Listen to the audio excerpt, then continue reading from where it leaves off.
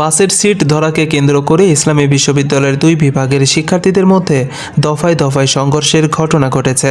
এতে উভয় পক্ষের কয়েকজন শিক্ষার্থী, প্রক্টরিয়াল বডির সদস্য, নিরাপত্তা কর্মকর্তা ও শিক্ষক আহত হয়েছেন।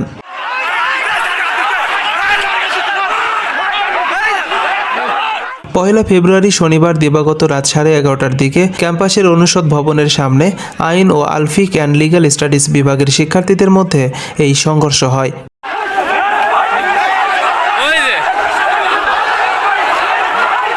জানা গেছে, শনিবার সন্ধ্যা 7টার দিকে কুষ্টিয়া শহর থেকে ক্যাম্পাসে ছেড়ে যাওয়া একটি ডাবল ডেকার বাসে বন্ধুদের জন্য 2টি সিট ধরে রাখেন আলফিক অ্যান্ড লিগ্যাল স্টাডিজ বিভাগের 3 শিক্ষার্থী।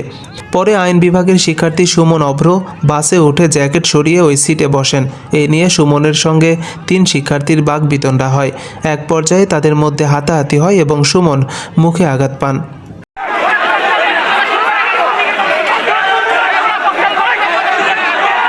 আরও জানা যায় যে সুমন অভ্র বিষয়টি আইন বিভাগের শিক্ষার্থীদের জানালে তারা ফটকে বাস আটকান।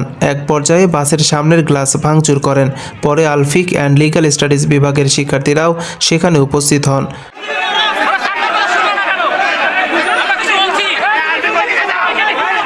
রাত 10টার দিকে বিষয়টি সমাধানের জন্য বিশ্ববিদ্যালয়ের প্রক্টরিয়াল বডির উভয় পক্ষের শিক্ষকদের নিয়ে অনুষদ ভবনের প্রক্টর অফিসে আলোচনায় বসেন।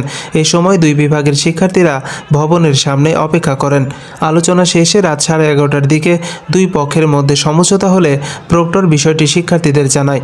চলে যাওয়ার সময় আইন বিভাগের শিক্ষার্থীরা আলফিক অ্যান্ড লিগ্যাল স্টাডিজ বিভাগের শিক্ষার্থীদের সন্ত্রাসী বলে আখ্যা দেয়। এ নিয়ে আরও দুই পক্ষের মধ্যে বাকবিতণ্ডা হয়।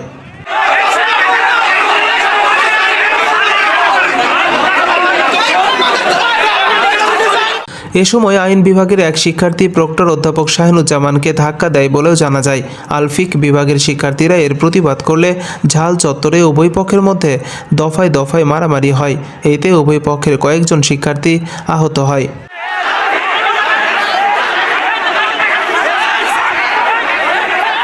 শিক্ষার্থীদের থামাতে গিয়ে বিশ্ববিদ্যালয়ের প্রক্টর এবং উপস্থিত অন্যান্য শিক্ষক ও নিরাপত্তা কর্মকর্তারাও আহত হন। তাদের বিশ্ববিদ্যালয় চিকিৎসা কেন্দ্রে প্রাথমিক চিকিৎসা দেওয়া হয়।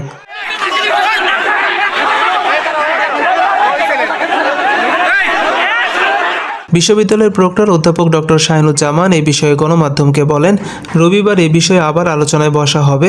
ছাত্র উপদেষ্টা ও প্রক্টরিয়াল বডির সদস্যরা উভয় পক্ষকে নিয়ে বসে বিষয়টির সমাধান করা হবে। ক্ষমা এবং রাকিবের মা সুমনের মা ক্ষমা করে দিয়েছে। রাকিব সুমনের কাছে ক্ষমা চেয়েছে, সুমনও রাকিবের ক্ষমা করে দিয়েছে। আর কালকে একটা আমরা মুসলিকা নিয়ে নেবো।